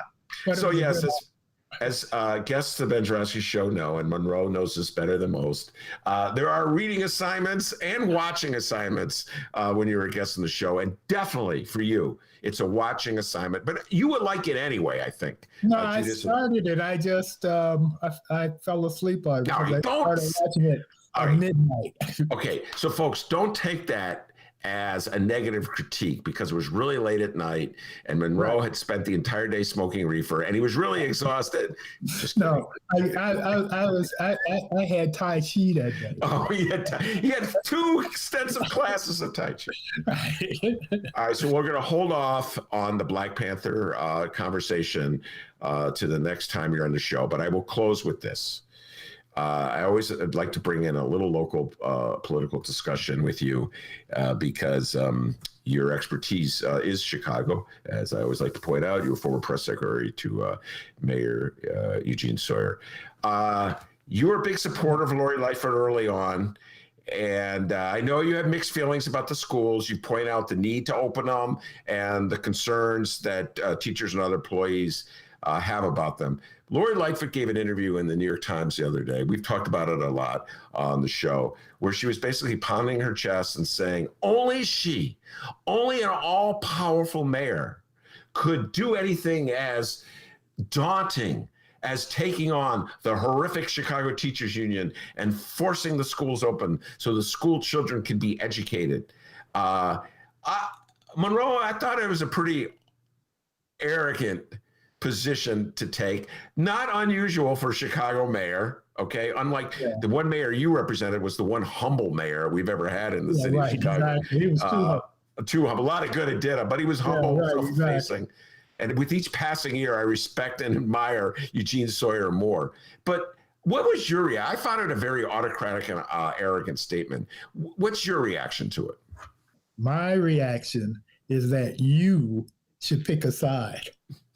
By that, I mean, you complain about Obama not being arrogant and assertive enough. For example, with the stimulus money that he sent out to the states, he didn't, as Trump would have done, as Mayor Lightfoot would have done, it would have been the Obama stimulus project signs all over from coast to coast instead of just roads are getting done. People not knowing it. And in fact, in some instances, Republican governors who had voted against the stimulus bill taking credit for the roads. So either you want that, which you and I have complained about jointly, or you want the other, which is, I personally shoveled all the snow. Because of me. I have to give you credit. That was a pretty good comeback. Ladies and gentlemen, he was the #1 student at Roosevelt High School in Gary, Indiana. He still got it. That counterpunch. That's a pretty good comeback. It's the best comeback I've heard on this. I'll just point out that when I wanted Barack Obama to take credit for things, he was fighting this Rush Limbaugh-led Tea Party Republicans, whereas Lori Lightfoot is has created as her film is fighting this Ben Jaworski. Exactly. And we'll leave it at that. All right, Monroe. I want you to stay safe and sound, and I don't want any ducking and dodging. I don't want to hear that the dog ate your TV. I want your assignment. I'm going to send your wife, Joyce, a text urging her to watch it as well, so that next week we get to discuss the Black Panther movie, all right? Okay, we can talk about the Black Panthers next week. Very good. All right, that's the legendary, the great Monroe Anderson every Wednesday in the Ben Joravsky Show. D, you got any updates before we head out that door? Monroe. Always a good time with Monroe Anderson. All right, joining us today is live stream listener, Ben Joravsky Show devotee, the one, the only, Frank. Hello. Yes. Hello. What's happening, Frank? All Nothing right. much. I just wanted to ask you real quick. You've been following our show for a while, even on the WCPT 820 days. Oh, yeah. And I've been following way before CPT. I've been following Ben, and since first Tuesday, the first Tuesday I ever went to, it was Will Guzzardi, who just won the primary, not the general yet, Kristen Mitchell, and she was this young lobbyist. I forgot her name. Adrienne Alexander. Yeah, that's her. Mm-hmm. Yeah, and they were on the panel. I've been going ever since, except for now I've been going to the virtual ones. Because of this pandemic. Mm-hmm. And Frank, it's always good having you on. And Thank you. Also, when Ben was fired from WCPT 820, Frank actually got a petition going. Isn't that right? Yes, it is. I got so many. That petition literally went viral. I got Susanna Mendoza, Lori Lightfoot, State SDG, all of the people. I got Jacob Kaplan to share it. I got everybody, and Susanna Mendoza even signed it. Lori signed it, and I think Amara Enya even signed it too. Like, everybody signed it. Everyone, it just went viral throughout Twitter and Facebook. Yeah, and that's awesome. Thank you for doing that. We didn't ask you to do You're that, welcome. by the way. We did not ask Frank to do that. I just decided to do it on my own because I'm a fan. Well, you're a devotee to the program. We appreciate it. That's why we're having you on today. And we'll have you on again next time. Next time we got to check that audio. You're coming in a little hot today, pal. Well, that's all right. No worries. We were trying. It's just my computer, that's all. Behind the scenes, we were working at it, trying to get it fixed. This is the best we're going to get you for now. But next time you come on, we'll work that audio, make sure you sound good. That's fine. But now Frank has always wanted us to play a piece of audio on the Ben Joravsky Show, and we have him here, and I have the audio. So it's some Blago audio from quite a few years ago. And this is a gem, this ad. So Frank, I'm going to let you channel your inner David Glowatz. We call him Mr. City Council, Mr. Bike. I'm going to allow you to channel your inner David Glowatz. I have the audio. Pitch it to me, pal. Okay, this is an ad that I discovered when I was a teenager and has been around on YouTube for years, of Rod Blagojevich. It's from 2002. It was a radio ad he did when he ran for governor, targeting the black community in Illinois. And it's now what you do is you go, what you should say to do your inner Dave Glowatz, you go, just play the clip. It's a hoot. People, just get a load of this. moving Illinois forward means so much to me. I'm tired of those Republicans, they really don't care about me. That's why I'm gonna make that switch to Rob Blagojevich. Mama, who is Rob Blagojevich? You mean Rob Blagojevich, baby. That's who we're voting for governor of Illinois. Then he'll be Governor Rob Blagojevich. I can't say it. I couldn't either until I found out his plan for our community. What's his plan? To bring in more businesses and good-paying jobs. I think I like Rob Blagojevich. And he plans to make it so everyone can afford health care. Big Mama too? Yeah, baby. He's going to help take care of Big Mama too. Rob Blagojevich is also going to bring up those reading scores in the Illinois public schools. I like Rob Blagojevich. The more you know about him, the easier it is to say. Paid for by Blagojevich for governor. Frank, why the hell did you have me play this? We elected him with that ad. All right, so let me just take a deep dive on that one, Frank. And that ad was when he was first running, and the great challenge. The great 2002. challenge. 2002. He was first running, I should say, his first statewide position. He was already a congressman. But the great challenge that Rob Blagojevich faced, probably the greatest challenge, was that name. And folks see that just big, long, impenetrable name, and it was kind of intimidating and scary. I know this because I've had a name like that. I've been dealing with Jarofsky my whole life as a name, so I understand. Please, my last name, like you, my last name is Lucchese Soto, so I have a hyphenated last name, and so it's long. Yeah, I don't even try. I don't even try to pronounce your last name, dude. Frank. It's just go Lucchese. Like when you see Lucchese, Frank's last name, there's a bunch of C's. There's an H in the middle of it. I'll spell it for you. Okay. It's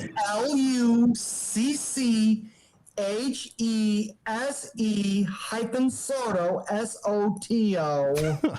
Okay, so if you were running for governor, your political operatives, your strategists would say, Frank, the first thing you got to deal with is you got to neutralize that name. You have to make that name an asset. And so what this is, in some ways, I got to give him credit. So in this particular campaign, I think I actually know the person who did this commercial. So I'm not going to say it because I'm not 100% sure, but I recognize the style. So the first thing you have to do is confront the notion that it's a scary name. So you have the mom and the daughter, and they're having a conversation. She's stumbling over the Blagojevich name, and the mom keeps correcting her. Very effective way, I think, of just like reinforcing the notion that it's not scary, it's not as alien as it looks. It's something that can be reassuring. But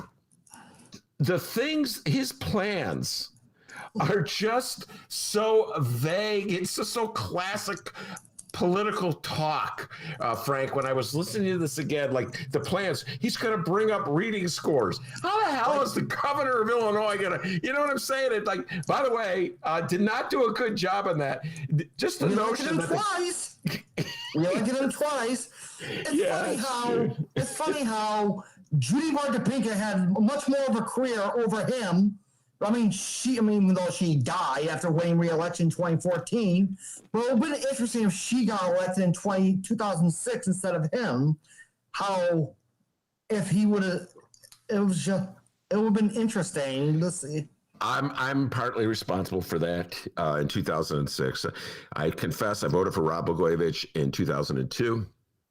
But I wasn't even old enough to vote. Yes, you're a baby. As I pointed out to Frank, he's roughly my daughter's age. I'm about to turn 31 in June. Still a young man. But the point is, so 2006, by the time Rob Blagojevich came around for a second time, I was like, no, I'm through with Rob Blagojevich. But I couldn't bring myself to vote for Republican. I have this thing about Republicans. Did you vote for Rich Whitney? Yes. The Green Party guy? Yes. I got to give you credit, Frank. What a political junkie. My God, you guys are nerds. He knew who was running on the green. I voted for Rich Whitney, and I got a lot of heat. I think Monroe was giving me grief about that vote. He's not here right now, but I think he was, because he would be teasing me that, Ben, you voted for Rich Whitey. And he put that in my head that Rich Whitney was Rich Whitey. And man, I've struggled, by the way, ever since. Whenever I want to say Rich Whitney's name, I got to always give myself, say the end, you know. But yeah, so I did not vote for Judy Bart Topinka. I voted for the Green Party candidate. And I think I have to take a look. I don't know if the Green Party was enough. If all the Green Party voters. From what I've read, and he got at least 10% of the vote. Yes, he did, because he got that margin because the Green Party became a certified party for a while in the state of Illinois. Right. So, but that Rod Blagojevich commercial, Frank, thank you for drawing it to my attention. It's so welcome. Priceless as a relic of who Rod Blagojevich is. And he's on Cameo. He's now on the app Cameo. Basically, you can pay money to have him wish you a happy birthday. Or maybe he can recreate that commercial for you. Happy birthday, and he'll sing that song. That little jingle and the mom reassuring the daughter that Rod Blagojevich is going to bring up those reading scores is one of the more laughable things I've heard. And now let me just remind everybody that Rod Blagojevich, of course, is one of the leading Trumpsters in the state of Illinois. I'd say he'd be on that list of Republicans who could become gubernatorial candidates. But as Frank points out to me, when he was impeached, when Rod Blagojevich was impeached back in 2000, and what was it, 9 or 10? Yeah, I think 9. Yeah, the legislature also passed a resolution barring him from running for office. So it's not going to happen, but I still think he's exceedingly popular among MAGA, probably more popular at this point than that state senator, Paul Schempp, who just announced his campaign for governor. Yeah, basically Pritzker owes a solid to Trump, because if it wasn't for Trump basically saying, yeah, I'm going to pardon him, basically I always feel like when Trump said that, Ron was like, son of a bitch, and just like, take the ads off. Because as soon as Trump did that, you've noticed those Pritzker Blago ads just disappeared. Yes. You never saw them again on TV because Trump basically certified saying that Blagojevich is now my guy. And we will close where we started. That is the struggle, the challenge, and I'm not crying over it, that the Republican Party is facing right now. Because when Donald Trump has so much control over your party, a grifter and a con artist like Donald Trump has so much control over your party, you've lost all credibility. And the one thing that the Republicans have been trying to do all these years, as Frank points out, is position themselves as a party that stands up for, quote unquote, and I have this in quotes because it's so absurd, good government in Illinois in the face of Democratic machine overreach. And Blagojevich was the poster child for all that was corrupt about Democratic politicians in the state.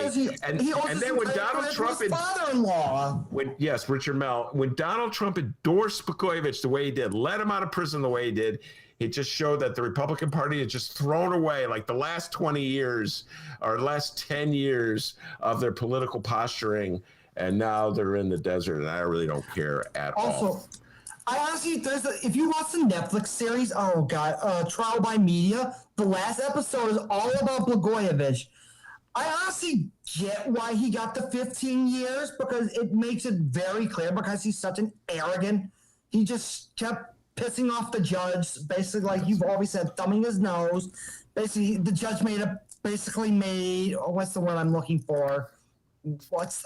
Basically made, not a mockery, but basically made a man. No, I can't think of the word. No, he made a mockery of the process. He made fun of the judge. He thumbed his nose at the prosecution, and they were ready to make him pay. I understand why they did what they did. I understood what compelled them to do it. I still think it was an unjust sentence. Frank, we're out of time. We got to leave. Thank you very much for coming on, and thank you very much one more time for all the support you've given me and Dr. D down through the years, from the moment we were on the station to the moment we got fired from the station to the moment we returned here with our podcast. I want to thank Monroe Anderson every Wednesday. He does an outstanding job. Thank you, Frank. And of course, the man, the myth, the legend, the pride and joy of Alton, Illinois, without whom the show would be possible. And as Frank, Monroe, and Mitch McConnell will tell you, back home in Alton, they call him Dr. D. Give yourself a raise, take it out of petty cash. See you tomorrow, everybody. I'm a Trumpocrat. Trumpocrat, that's right.